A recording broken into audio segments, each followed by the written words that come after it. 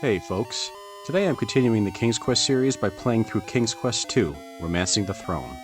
Like the first game, I'm playing this on ScumVM and using the PCjr sound device to play all 3 music tracks. We'll watch the short introduction sequence before starting.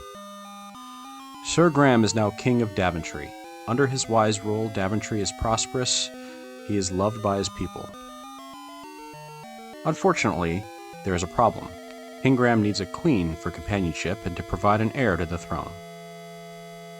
He has searched high and low for the right maiden, but he remains alone.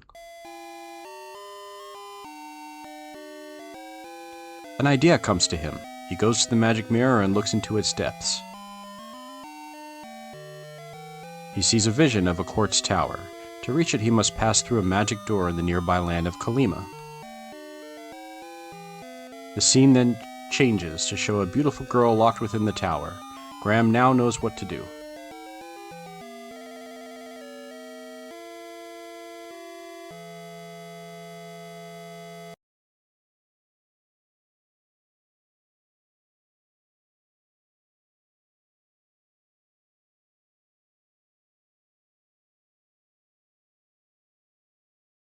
Bravely, he sets off to find the land of Kolyma and the beautiful maiden. Okay, that was quick. Now we're in Kolyma. All right.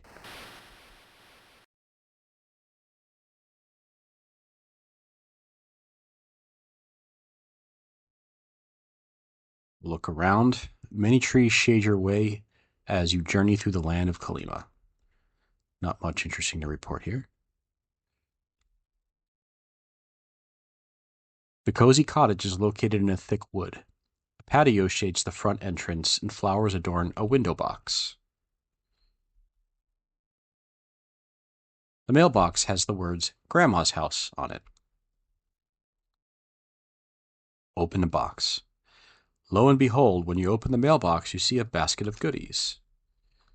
Get basket. Okay. Close box. Now we have a basket of goodies. There are many good things to eat in the basket of goodies. Let's knock on the door. You knock loudly on the door and hear a muffled, "Come in." Open door. Oh dear, a wolf in Grandma's clothing is in the bed. Get out of there, fast. Yeah. We'll come back there later anyway.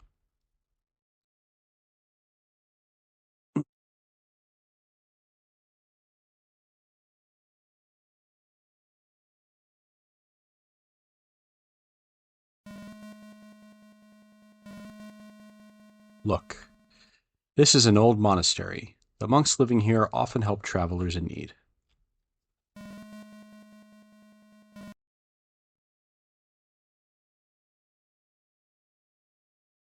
Open door.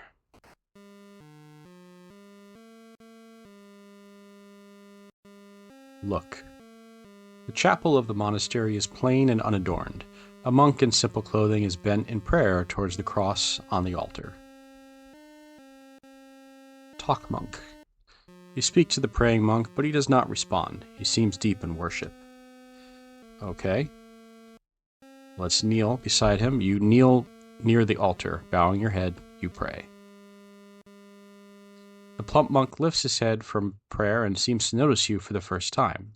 He stands and asks your name. Say, Graham? The kindly monk explains that he has heard of you and your quest. Here is my cross. It will protect you from evil, he says. He removes a chain with a silver cross from around his neck and gives it to you. The monk then resumes his prayers. All right. Wear the cross. You place the silver cross and chain around your neck and wear it as a necklace.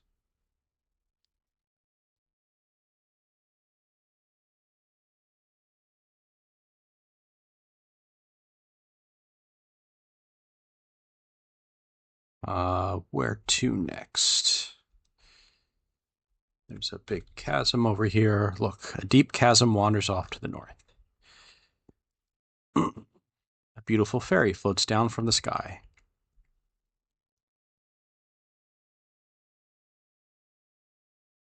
The fairy starts to sprinkle fairy dust on you. Good King Graham, I am here to help you, she says. I give you a protective spell against certain evil elements, but beware, for it lasts only a short time.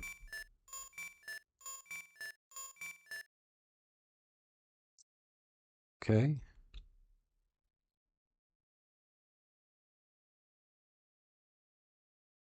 This is a pretty little pond set amongst the trees. A group of boulders are reflected in the clear water.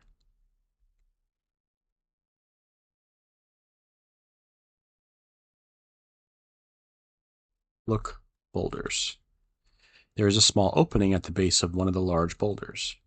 Look in hull. There is a glittering diamond and sapphire brooch lying on the ground in the opening between the rocks. Get brooch. You get the brooch.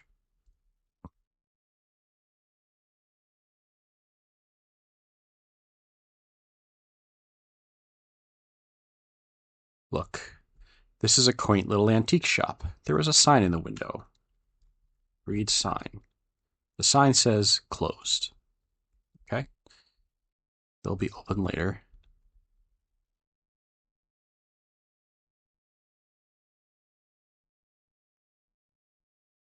Many trees shade your way as you journey through the land of Kolyma. Not much interesting here. Walking against the mountain.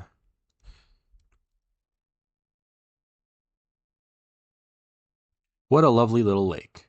Its sparkling water looks so clean and fresh.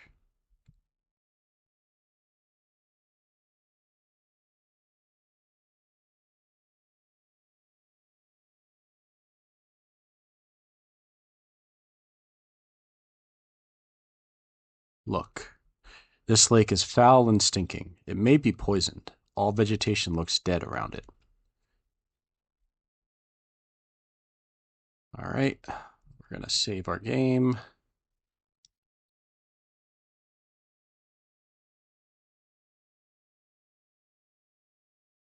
Many trees shade your way through as you journey through the land of Kolyma. That seems to be the standard thing that it says for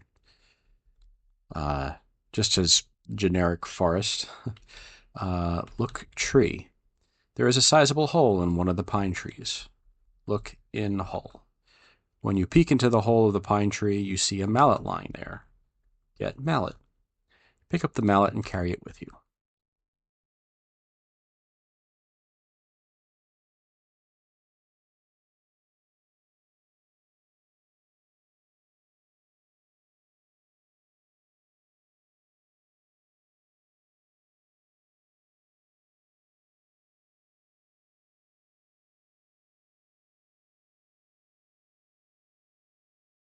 Look. Many trees shade your way as you journey through the land of Kolyma. One of the trees seems to have a door. Open door.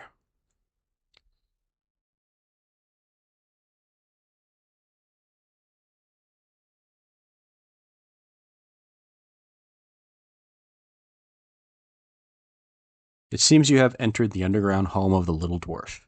It is cozy, with a fire crackling in the hearth. A pot of chicken soup bubbling above the fire gives a delicious aroma to the room. There is a trunk tucked away in the corner. We haven't actually met the dwarf yet, but he roams the forest and will steal your stuff. I walk into the fire. Ouch, this fire is hot. You're going to burn yourself. Okay. Look, hearth. Okay, look, fire. There's a pot of chicken soup boiling over the fire.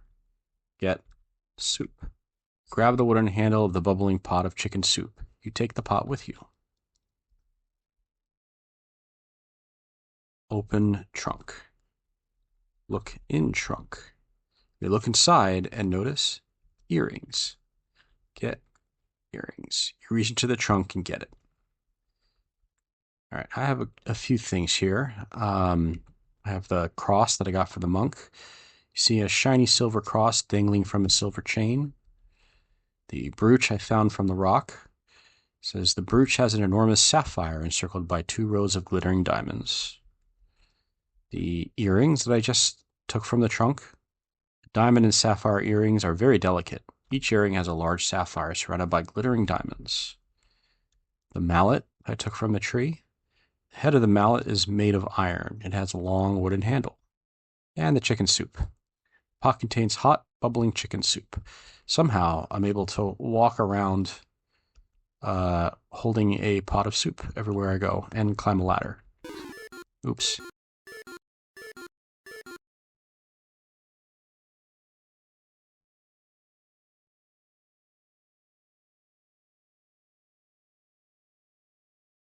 Okay, we'll save.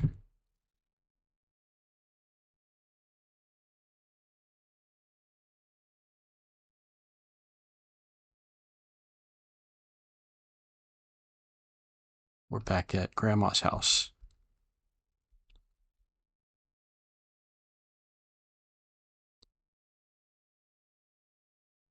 Knock door.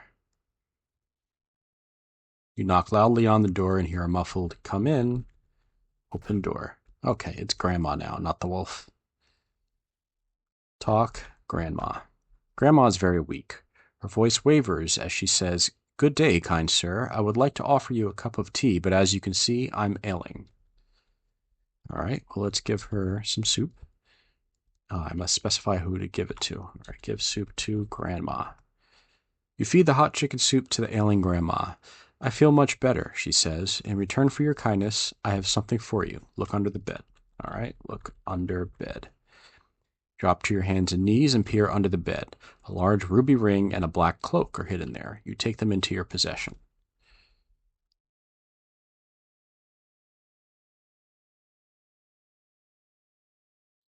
The black cloak would better fit a man taller than you. Red satin lines the inside. And the ruby ring. The ring is gold with an enormous red ruby. The initials CD are engraved inside the gold band. They don't really explain why Grandma has the cape and ring.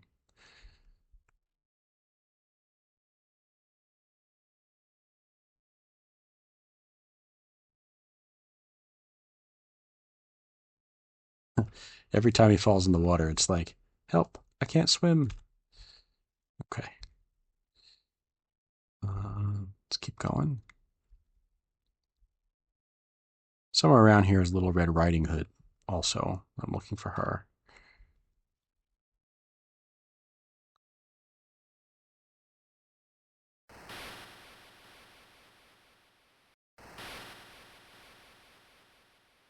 Look, you notice a pretty clamshell lying on the sandy beach.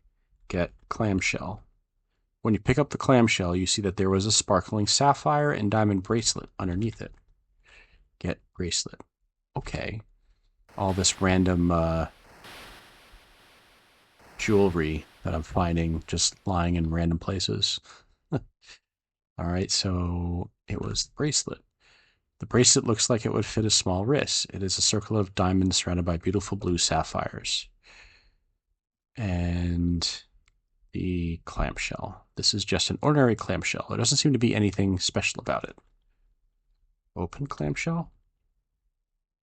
You open the clamshell and discover that it is empty. There is nothing special about it. Okay.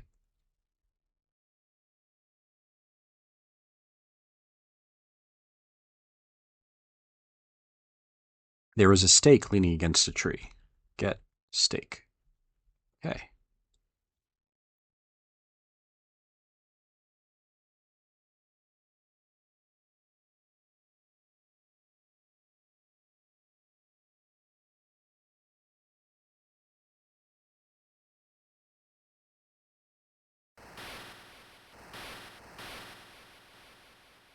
Look, you notice a rusty trident lying in the grass. Get trident. Pick it up and carry it with you.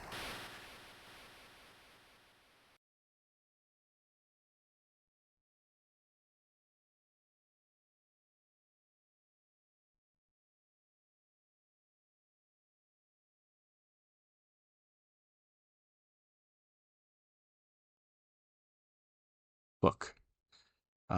It's the standard response. Look log. When you peer into the old hollow log, you see a flashing necklace of diamonds and sapphires. Get necklace. You pick it up and carry it with you.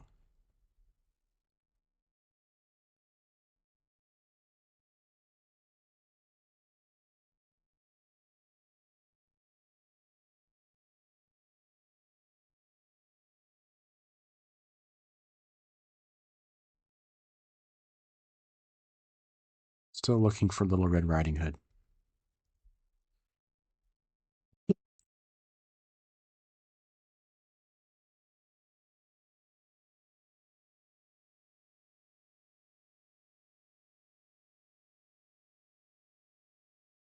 There she is. What is this? It appears you have run into Little Red Riding Hood. She looks a little troubled. Talk to girl. Tearfully, Little Red Riding Hood explains that someone stole her basket of goodies while she was picking a bouquet of flowers. Would you please help her find it? All right. Give basket to girl. Gratefully, Little Red Riding Hood accepts the basket of goodies. In return, she gives you her bouquet of flowers. So somebody took her basket and put it in her grandma's mailbox, I guess. I don't know. All right, so what do we have now that we picked up? The stake appears to be an ordinary tent stake. Bouquet of flowers. The bouquet of wildflowers is very pretty. Sweet scent is delightful. Trident. The trident is rusty and corroded. It looks somewhat like a pitchfork. And I think we got a necklace also. Yeah, the chain of the beautiful necklace is fashioned of many sparkling diamonds and sapphires. In the center of the pendant is a large glittering sapphire.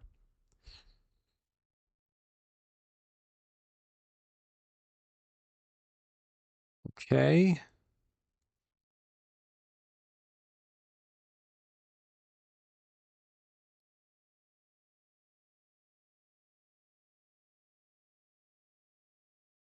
Be careful I don't fall into the poison lake.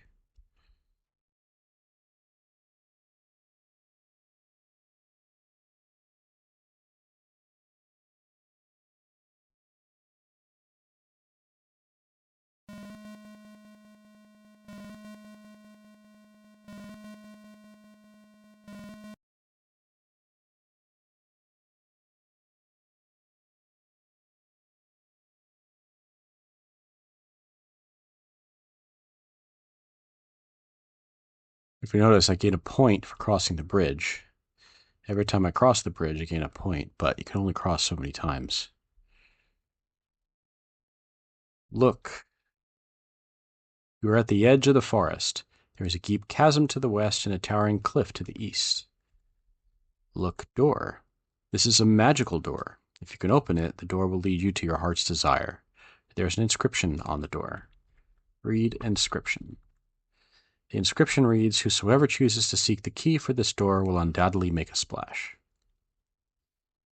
Okay. Now that sets a flag that will change something in the game world.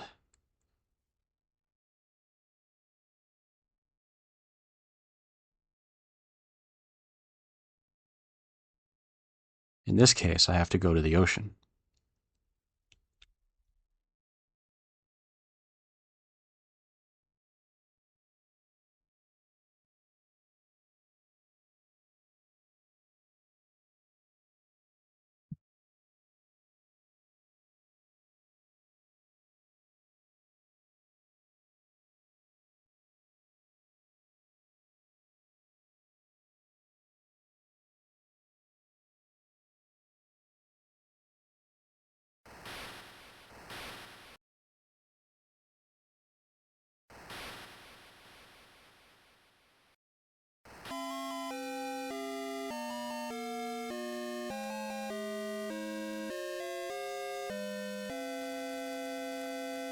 The glittering white sand of the beach feels warm from the sun. The azure water of the ocean laps up to its edge.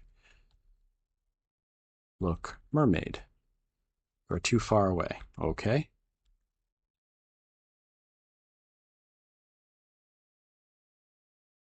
Look, mermaid. The mermaid has long and flowing hair covering most of her upper body. The green scales on her fishtail are sparkling like emeralds as she slowly waves it back and forth. She beckons with her hand. Talk to mermaid. Mermaid does not reply. She gives you a quizzical look and continues waving her fishtail.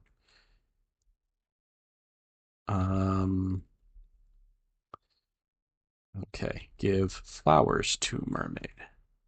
You graciously offer the beautiful bouquet of wildflowers to the mermaid. She loves the flowers. She then summoned forth a magic seahorse. Maybe you could ride it. Ride seahorse. Quick as a flash, it glides under the water with you on its back.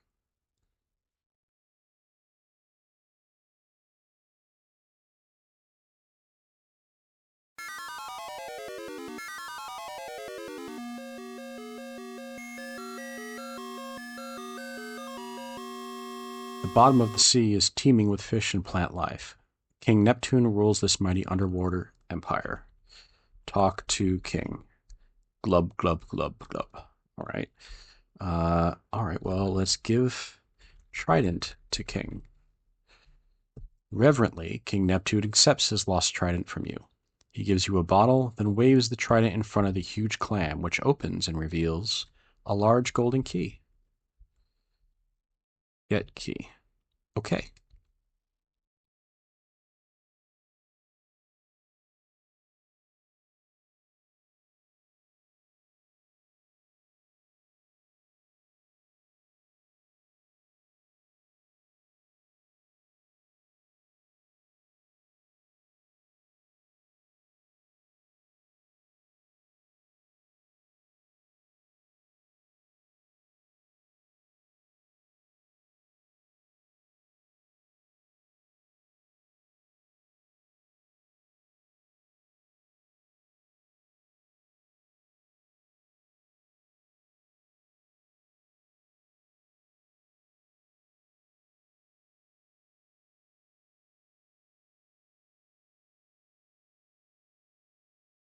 I'm going back to the door.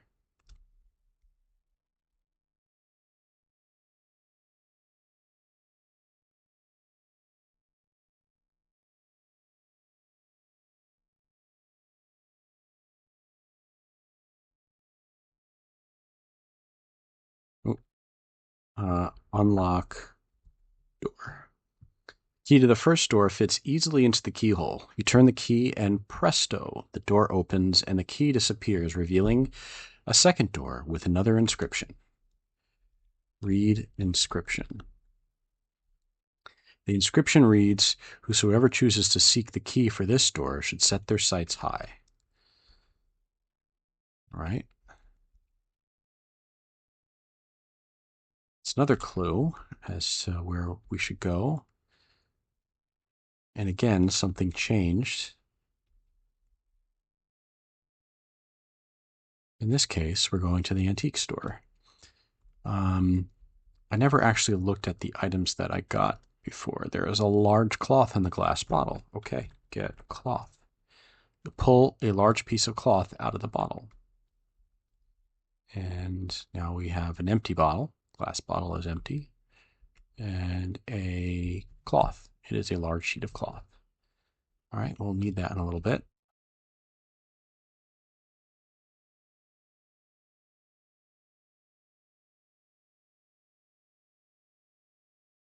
Oftentimes there's wizards or Hagatha or a dwarf hanging out in the forest. The dwarf is the one that steals one of your treasures. All right, open door. A little old lady in the antique shop says, "How may I help you?" Talk lady. Little old lady motions toward an old oil lamp. "This is a new item in my shop," she says. "I thought you might be interested in it." Okay. Buy lamp. The oil lamp is expensive. Little old lady says, "It will cost you 2 treasures. There's an alternative, though," she says. "The old hag, Hakatha, stole my precious nightingale. If you can return it to me, then I will give you the oil lamp."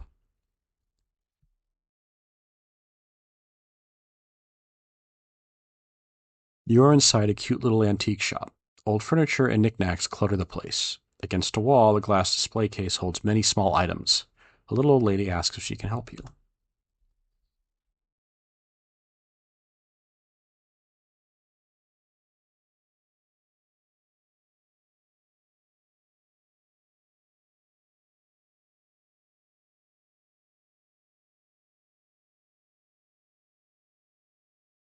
Oh, I almost walked in the Poison Lake.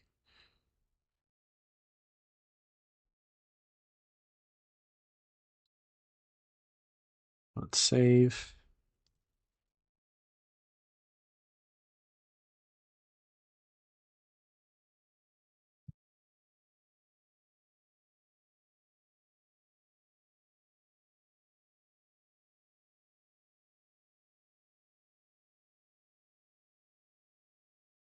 I think I still have that protective spell. Well, Hagatha's not here anyway. You look around this dreary cave. Fear grips you as you notice human skulls lining the wall. A cauldron with a bubbling brew fills the cave with a putrid aroma. You see a nightingale in a gilded cage. Put cloth over cage. You drape the cloth over the bird cage. Hopefully, this will keep the nightingale quiet. Get cage. Quietly, you pick up the covered bird cage with the nightingale. To your relief, the bird remains silent.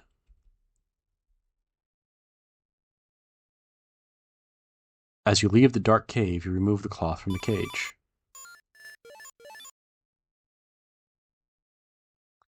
This forbidding cave is the home of Hagatha, the wicked old hag. There are human skulls on stakes at the entrance. This is not a reassuring sign.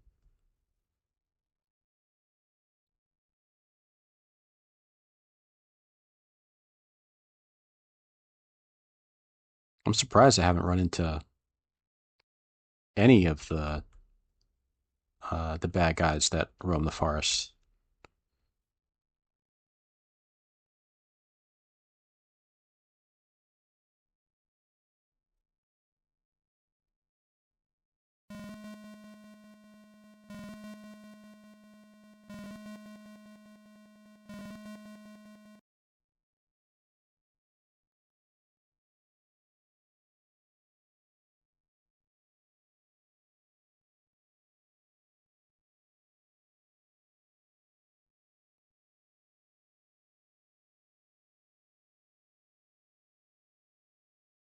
Open door.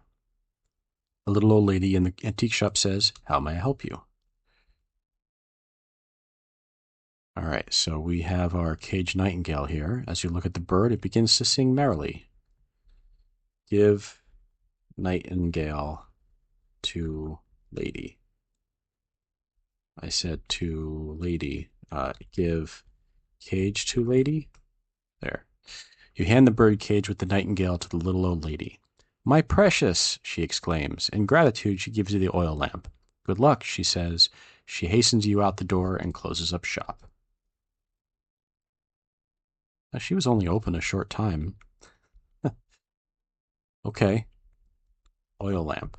The old oil lamp is fashioned of brass that has been tarnished. There is a spout at one end and a round handle at the other. The lamp is empty inside.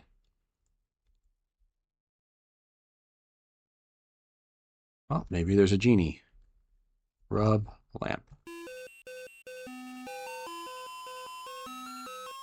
When you rub the tarnished brass lamp, you hear poof, and a genie appears. "Master," he says, "I leave a gift for you, a magic carpet." The genie then poofs back into the lamp.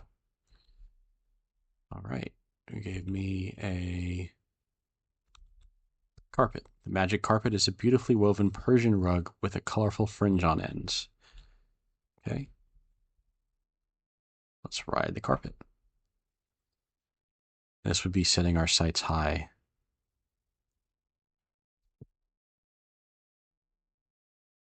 There are steep cliffs on 3 sides of this mountaintop. Don't get too near the edge. Look out, there's a poisonous viper blocking your path. Venomous viper. Okay. Rub lamp. When you rub the lamp, you hear a loud poof, and a genie magically appears. "Master," he says, "I leave a gift for you, a beautiful sword." The genie then disappears in a puff of smoke. Now, like the first King's Quest, there are violent options, but you're rewarded for peaceful options. The shining sword is not incredibly large, but is very sharp. It has a snake carved into the bronze handle, suggesting that you could use it on the snake. But instead, let's rub the lamp again.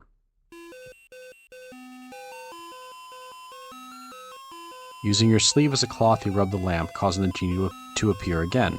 Master, he says, I leave a gift for you, a leather bridle. The genie then pops back into the lamp. Oh no, the lamp has disappeared from your hands. Those are my 3 wishes.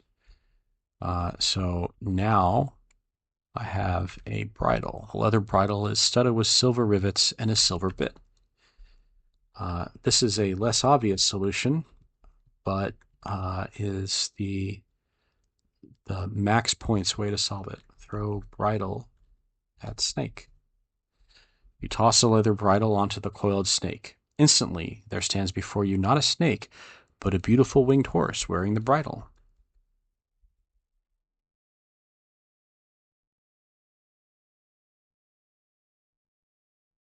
Talk horse. Thank you, kind sir, for saving me. An evil enchanter turned me into a snake when I refused to be his steed. To repay you, here is a magic sugar cube that will guard against poisonous brambles.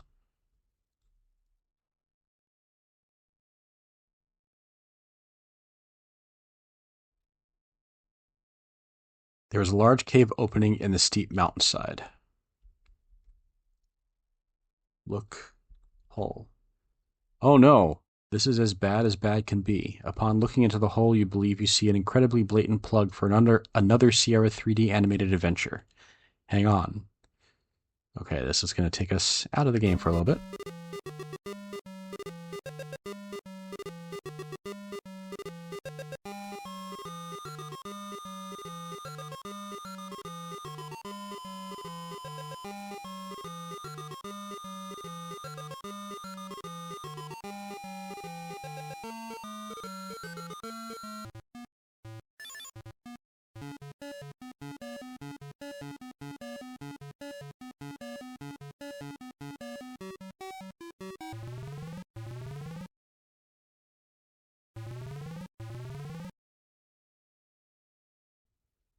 Briefly befuddled by this bizarre event, you brace yourself and continue with the quest before you.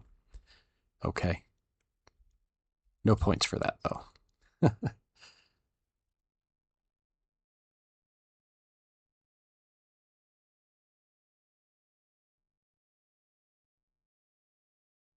Get key. Okay. So now we have another gold key. It's a shiny gold key. And the horse gave me a sugar cube. Looks like a normal sugar cube. It does have a bit of a sparkle, though.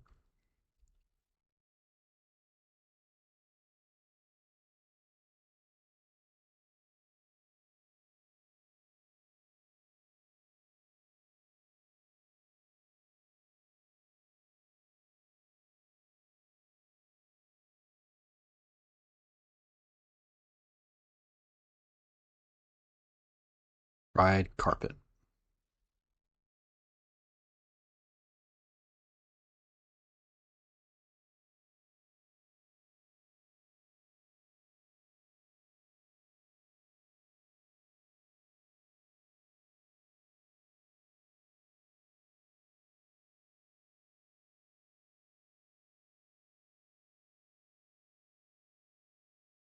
Beware, the fairy spell has worn off.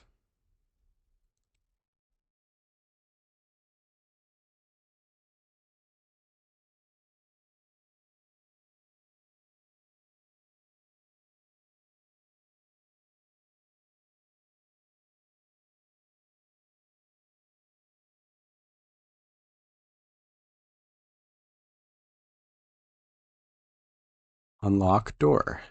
The key to the second door fits easily into the keyhole. You turn the key and shazam! The door opens and the second gold key disappears, revealing a third door with yet another inscription. Read inscription. Whosoever chooses to seek the last key must have a stout heart.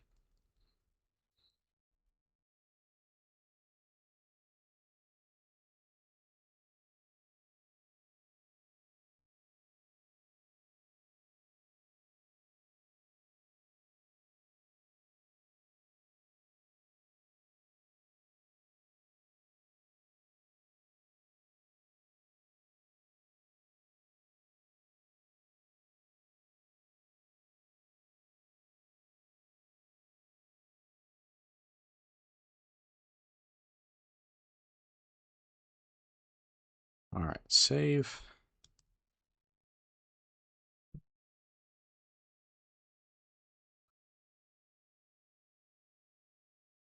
The lake is foul and stinking. It may be poisoned. All vegetation looks dead around it. There is a desolate island in the middle of the poisoned lake. A shrouded figure stands silent. Talk, man. You are greeted by the stony silence from the frightening ghoul. Okay. So now this is, we have to disguise ourselves. Wear cape. With a flourish, you fling the black cloak around your neck and fasten it. Wear a ring. You're now wearing the beautiful ruby ring. And we're going to eat the sugar cube, which we're going to need shortly.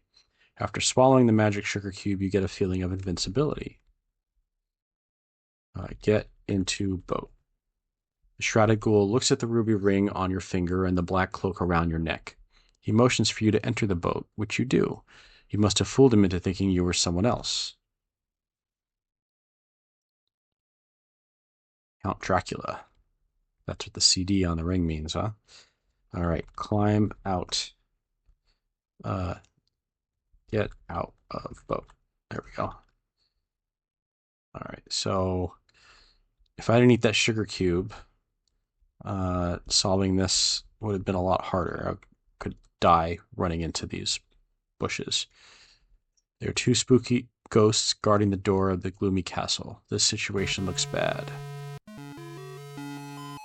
The two spirits are fooled by the black cloak and the large ruby ring that you are wearing. They slowly float away. Maybe you remind them of someone else. Open door.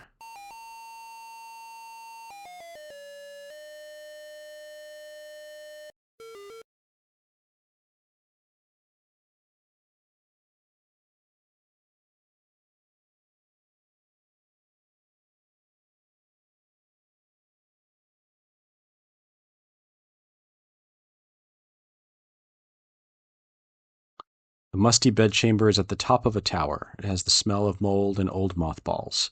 There is a sagging bed and an old dresser in the room. Open drawer. There is a candle lying in the drawer of the old dresser. Get candle. Pick it up and carry it with you.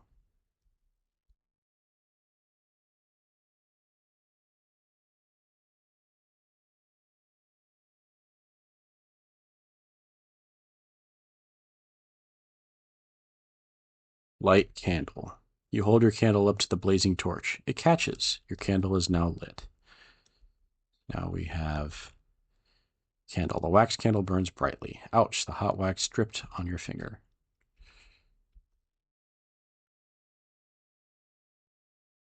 There is a ramp spiraling up towards the top of a gloomy tower. A torch blazes on the wall.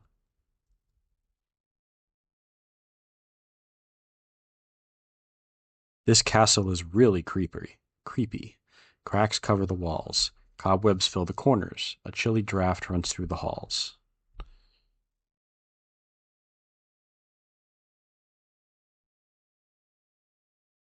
This is the dingy dining room of the drafty old castle. Ants crawl among old bits of food.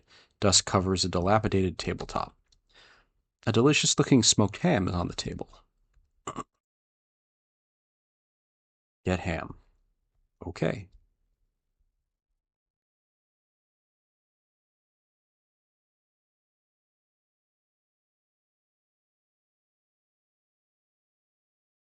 All right. I have to save because I usually end up falling on this staircase.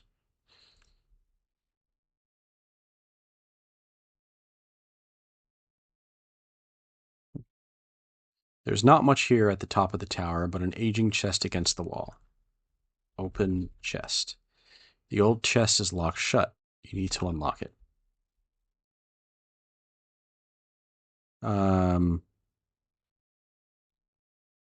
Yeah, I'll have to come back for it. Oh, see, you fall to your death on the hard stone floor. Does this help? I guess this helps navigate the stairs a little bit.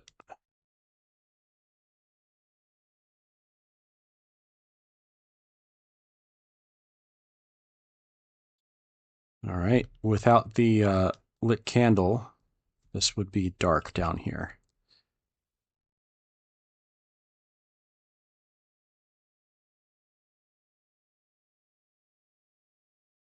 Narrow, slippery stairs descend into this empty room. Your nose detects a foul odor coming from a doorway to the west.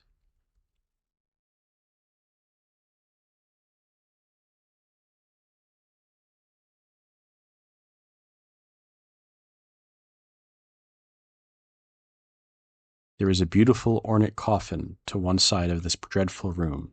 Dust is everywhere, cobwebs fill the corners, and a sickly odor permeates the air. Open coffin. With trepidation, you lift the heavy lid of the beautifully carved coffin. Your heart beats wildly when you see a vampire lying asleep within it. It must be Count Dracula. Okay. Kill Dracula. You place the pointed stake on Count Dracula's chest. Quickly, using the mallet, you pound the stake through his heart. Dracula disintegrates into a pile of dust. A small silver key is left behind in the coffin. Get silver key. Oops. Okay. Look in coffin. Trembling with fear, you peer into the ornate coffin. Finding it unoccupied, you see the interior is lined with shiny red satin. A red satin pillow lies at one end. Get pillow. You remove the shiny red pillow from the coffin. Lo and behold, a large gold key was under the pillow. Get gold key. Okay. So now we have a silver key. It's a shiny silver key. And the gold key for the magic door. So I have a ham. Smoked ham has a wonderful savory smell. It's hard to resist tasting it. Looks as though someone has taken a bite out of it. Unusual to find. The pillow is small and made of shiny red satin.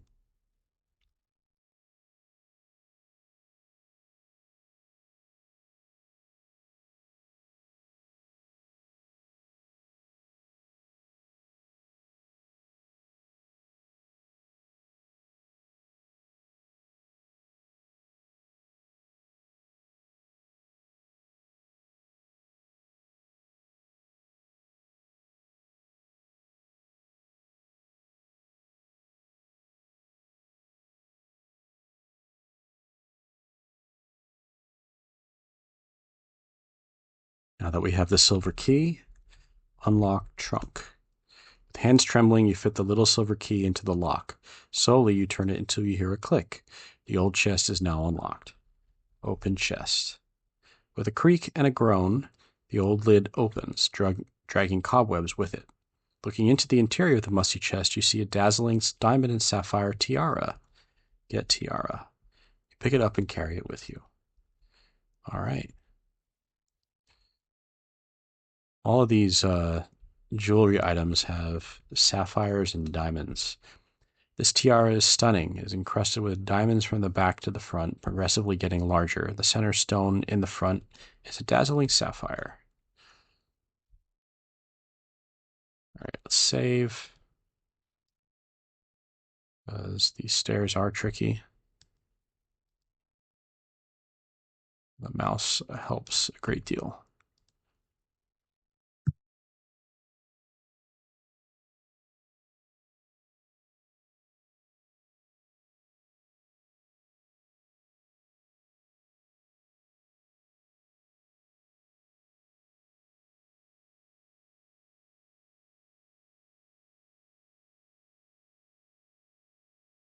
Get into boat.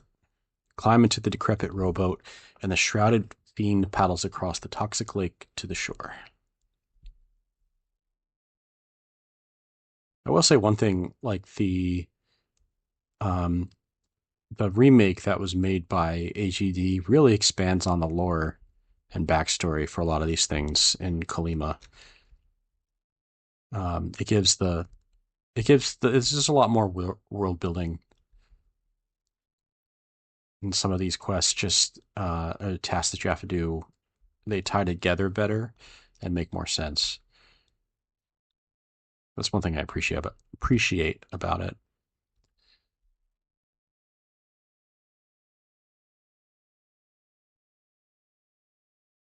Okay. Unlock door. The key to the third door fits easily into the keyhole. You turn the key and presto, the door opens and again the key disappears, revealing a world unlike any you've ever seen before. The sand on the sparkling beach is a deep blue. The bright sunlight from a gorgeous pink sky dances across it. Cliffs tower above the beach.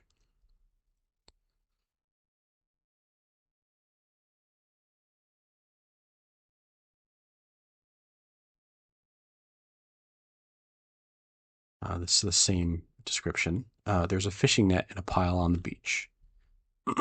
Get fishing net. You reach down and retrieve the fishing net.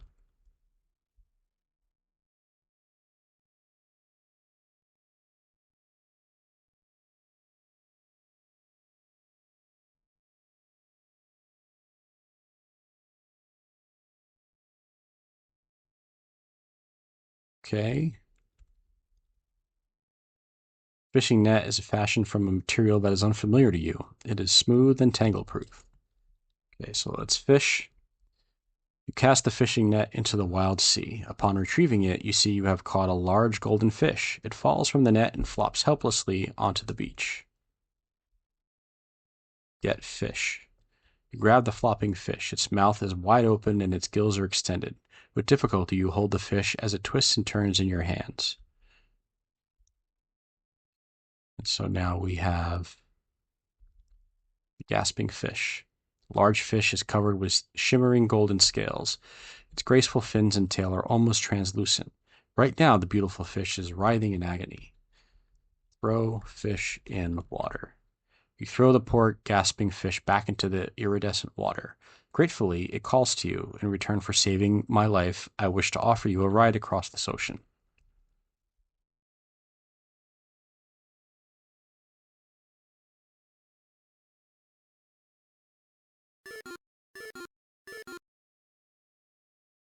You can see that the island is really quite small. The foliage is remarkable, though. Plants and flowers have overgrown it, some growing very large in contrast to the tiny island.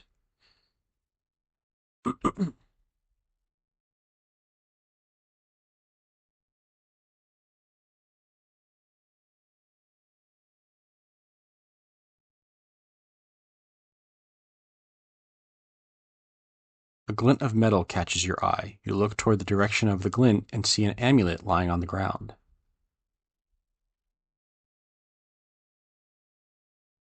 Get amulet. Okay. All right. Let's look at the amulet. You examine the amulet. It is made of bronze that has tarnished with age. A tiger's eye stone is embedded into the front. You turn the amulet over and see the word home engraved on the back.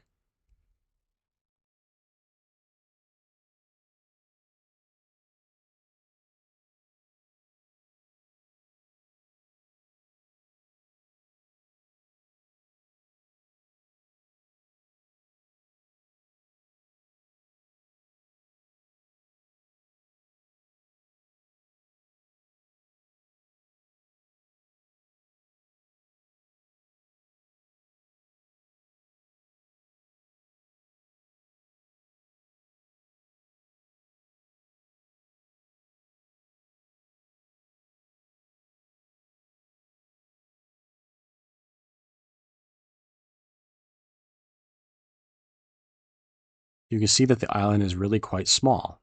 Foliage is remarkable, though. Plants and flowers have overgrown it, some growing very large in contrast to the tiny island. Look, tower. The tower is built of creamy, opaque quartz blocks. You see a tiny window near the top. A delicate hand waving a hanky appears from the window.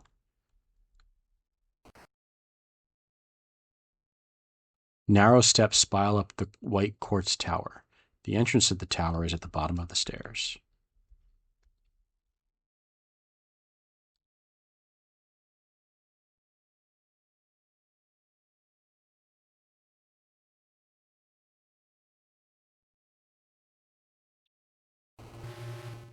Be careful. There is a huge lion with dripping fangs at the top of the stairs.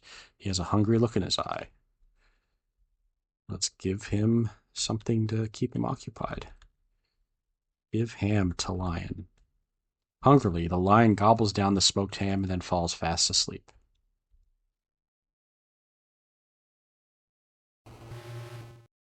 Open door. You have found her, the girl from the magic mirror. She's even more beautiful than you had imagined.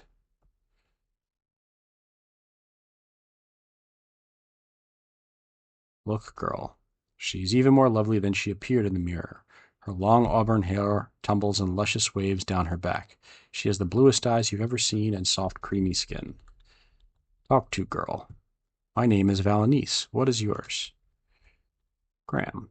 Oh, Graham, I am forever grateful to you. Kiss, girl. Come closer, kind sir. You tentatively embrace the beautiful girl. Your lips meet hers and you are both in ecstasy. This was well worth playing the game for. Okay. Now we recite the magic words from the amulet. You murmur the word home. A tingling sensation envelops your body. You black out for a second. When you come to, you see you are somewhere else. Congratulations, King Graham. You have won the hand of the beautiful Valenice. May you two live happily ever after.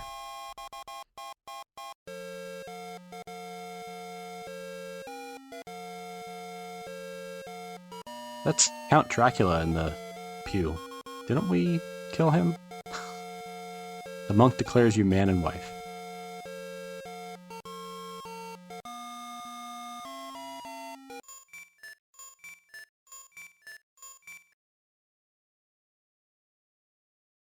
If you've enjoyed this game, please ask your dealer about the availability of King's Quest III to err as human. To really foul things up takes a computer. And this is thank you for from various people that worked on the game. So thank you, folks, for watching my stream. This pretty much wraps up King's Quest II. If you like this content and you want to see more, please be sure to like and subscribe. And that's all for now.